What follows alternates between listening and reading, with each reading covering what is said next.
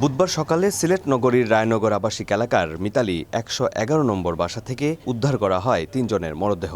হত্যাকাণ্ডের পর রহস্য উদ্ঘাটনে তদন্ত শুরু করে পুলিশ।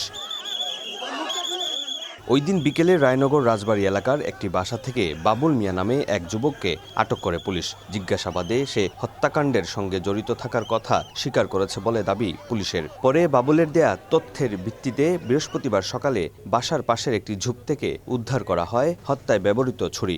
আসামি বলছে যে আমি একটা ব্যাগে করে নিয়ে আসছি, নিয়ে আসার পরে ব্যাগ সহ আমি ফিকে দিয়ে ফেলে দিছি। ফেলে দেওয়ার পরে ওখানে ব্যাগটা ছিল পাশে, তার পাশে ইটা ছিল, চাকুটা পড়েছিল। লেবার নিয়ে এসে আমরা পুলিশ সহ এলাকার মানুষের উপস্থিতিতে আমরা সেখানে খোঁজাখুঁজি করে হত্যা যে ছুরিটি দিয়ে সংগঠিত করা হয়েছে সেটি আমরা উদ্ধার করতে সক্ষম হয়েছি।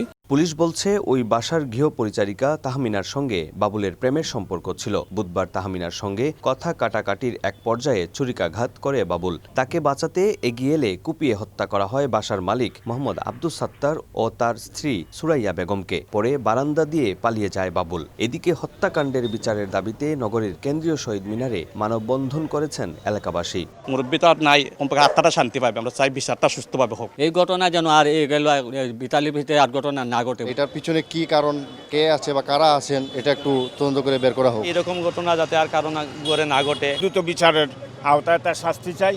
উদ্ধার করা ছুরিসহ অন্যান্য আলামত পরীক্ষা করছে পুলিশ।